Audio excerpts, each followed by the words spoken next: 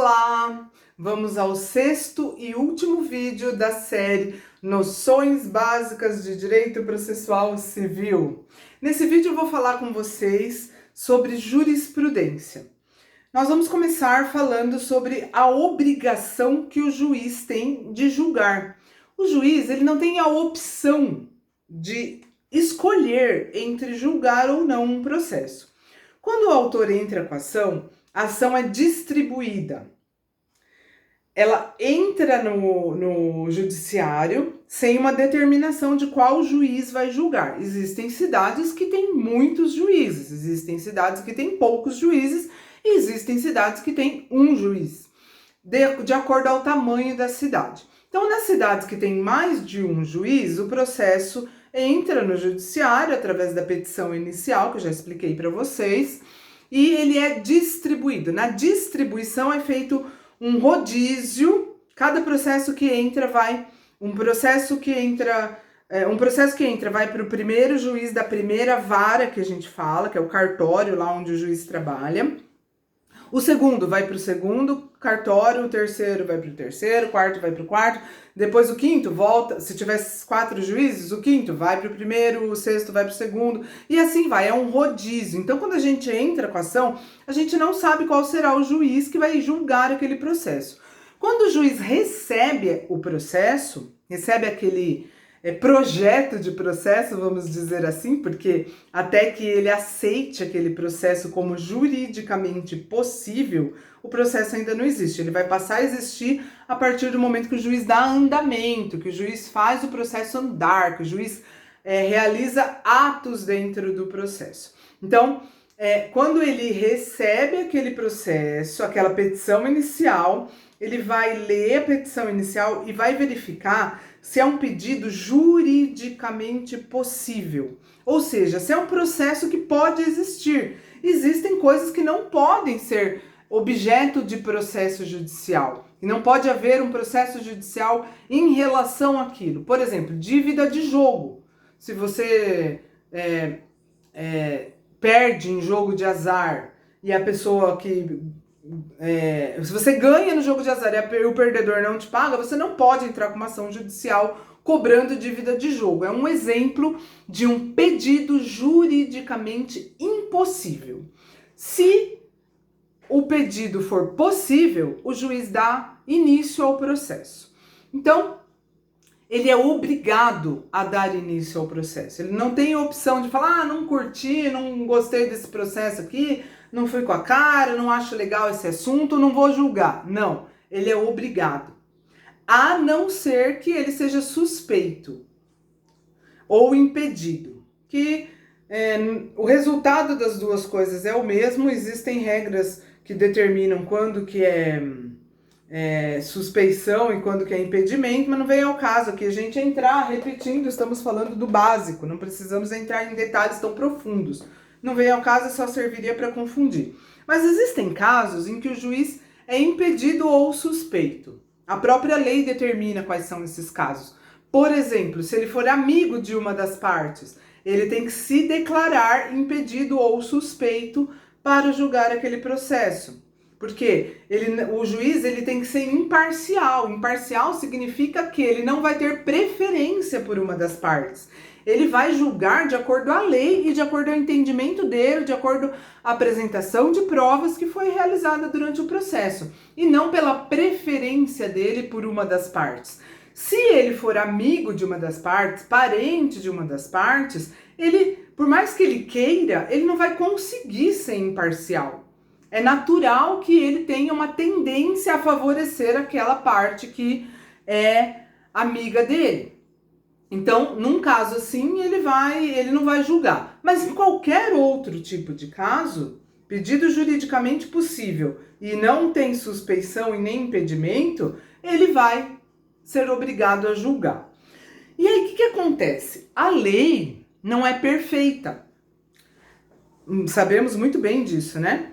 Na lei, existem casos em que a lei é obscura, que significa que não dá para entender direito o que a lei está pretendendo, o que a lei está determinando.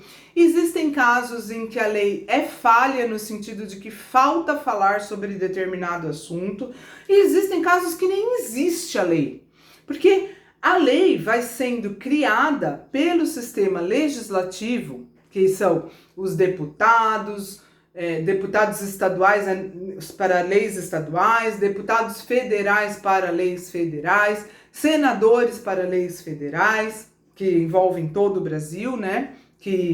Leis que regem situações que envolvem todo o território nacional, toda a nação, e feita pelos vereadores no caso de leis municipais. Então são esses seres que criam as leis.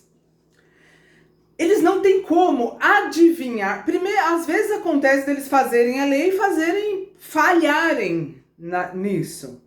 Falharem na clareza da lei ou mesmo na completude dela. Fica faltando alguma coisa, fica faltando falar sobre alguma coisa. E também existem situações que eles não têm como adivinhar que aquilo vai um dia acontecer. Por exemplo, há poucos anos atrás, em termos de lei, anos são... Uma lei, por exemplo, de 20 anos é uma lei nova, é considerada uma lei nova. Então, há poucos anos atrás, ainda não existia crimes cometidos pela internet. O advento da internet aconteceu na última década, nas últimas 2 décadas, e as coisas foram acontecendo na internet depois que as pessoas tiveram acesso a ela. Não tinha como os membros do legislativo adivinharem que vai existir a internet e que por meio dela serão no futuro cometidos crimes. Então, é um exemplo de situações que primeiro aconteceram para depois as leis serem criadas. E aí, o que acontece se existe um processo que trata de um crime cometido pela internet e não existe lei? Porque o juiz ele tem que se basear na lei. Ele não pode se basear se ele foi com a cara do autor ou do réu para julgar. Ele tem que se basear na lei e nas provas. Então, se não existe lei que trata sobre aquele assunto, como que ele vai fazer? Ele vai ter que julgar do mesmo jeito. Do mesmo jeito como se tivesse uma lei. E aí, ele vai se basear em que para julgar? Porque, como eu disse, ele não pode julgar ao bel prazer dele, ele não pode julgar sem fundamento. Ele tem que ter algo que fundamentou a decisão dele. Fundamentar significa algo no que ele se baseou para chegar à conclusão, para chegar à sentença que ele vai proferir, que ele vai realizar. Então, o que acontece no caso de não haver lei ou de a lei ser obscura? Ele vai se basear em algumas... ele é autorizado a se basear ou na lei de outros países que já estão mais avançados naquela questão, ou em leis que tratam de assuntos parecidos, aí ele faz uma adaptação, ou na jurisprudência. Jurisprudência é o conjunto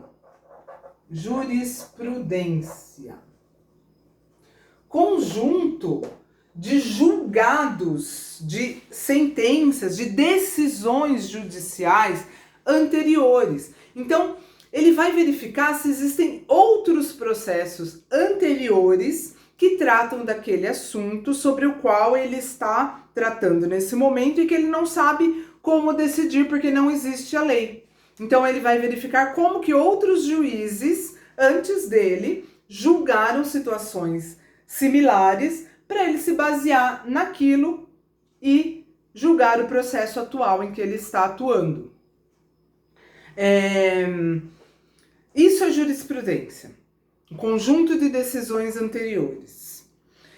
Só para finalizar e esclarecer para vocês, quando vocês ouvirem falar em jurisprudência, vocês já sabem o que é e já sabem como que ela interfere no processo, né?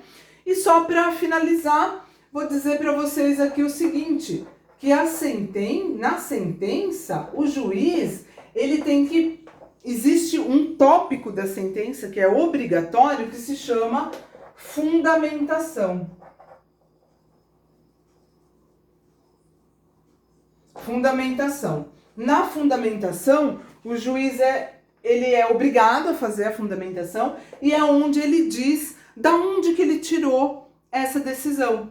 Ele vai mencionar a lei, a interpretação daquela lei, ele vai mencionar a jurisprudência, caso ele se baseie em alguma jurisprudência, e ele vai ter que mostrar para as partes envolvidas no processo da onde que ele tirou essa decisão. Ok, pessoal?